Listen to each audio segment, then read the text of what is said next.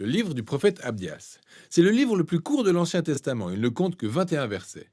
À première vue, ils ne sont pas très prometteurs. C'est une série de poèmes annonçant le jugement divin à l'encontre de l'antique peuple d'Édom, une nation voisine d'Israël demeurant de l'autre côté de la mer Morte.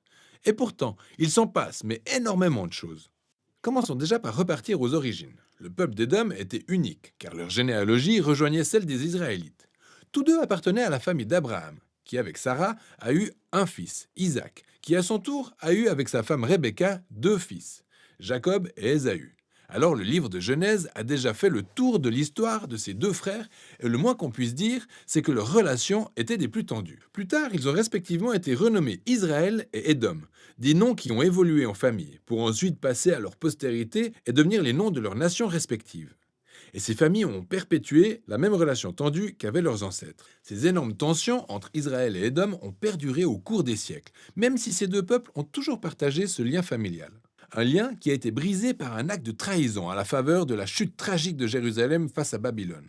Quand Israël a été envahi et conquis par Babylone, le peuple d'Édom en a profité pour piller d'autres villes israélites. Ils ont aussi capturé et même tué des réfugiés israélites. Dans d'autres livres prophétiques, Dieu a rendu la monnaie de la pièce aux voisins d'Israël, ayant fait preuve de ce type de violence. Et ici, Abdias fait pareil pour Édom.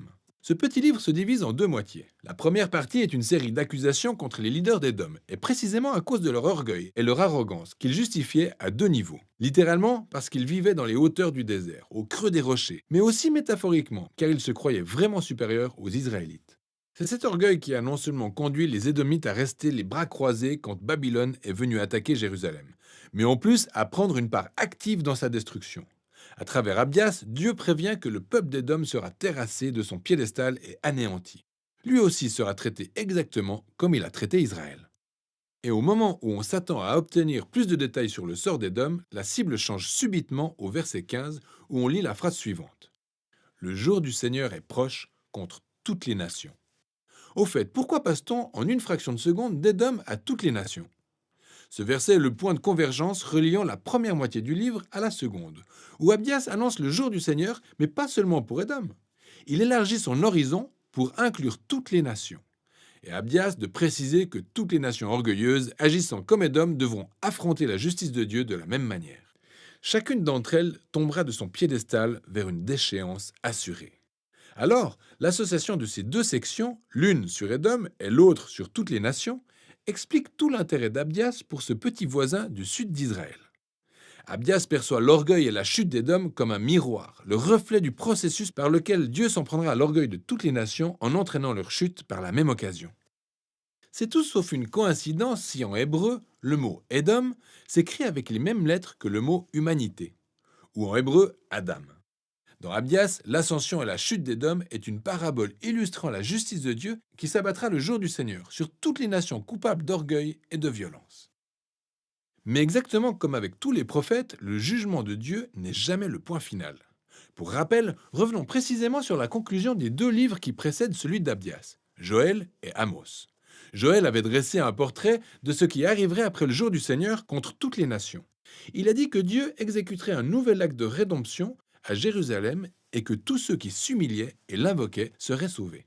Et dans la conclusion d'Amos, il a précisé une chose. Une fois que le jour du Seigneur aura ôté le mal d'Israël, Dieu rétablira la maison de David et bâtira un nouveau royaume pour Israël qui inclura Édom et toutes les nations lui ayant fait allégeance. Ainsi, le livre d'Abdias a été placé juste après celui de Joël et d'Amos pour étendre les promesses liées à l'espérance du royaume de Dieu à toutes les nations. Ce qui permet au livre de conclure avec un avenir très prometteur.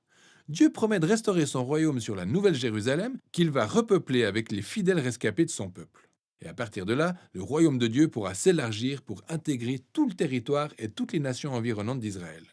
Au final, ce tout petit livre contribue à élargir le spectre de la justice et de la fidélité de Dieu que nous saisissons de mieux en mieux à travers les livres des prophètes. Le très vieil orgueil et la trahison du peuple d'Édom servent de miroir à la condition humaine, à travers ces moyens par lesquels nous nous trahissons et nous nous blessons mutuellement dans le bon monde de Dieu. Mais il reste toujours de l'espoir, selon Abdias. La chute d'Édom renvoie au jour où Dieu ôtera le mal de notre monde, tout en établissant son royaume de paix réparatrice sur toutes les nations. Voilà ce dont il est question dans le livre d'Abdias.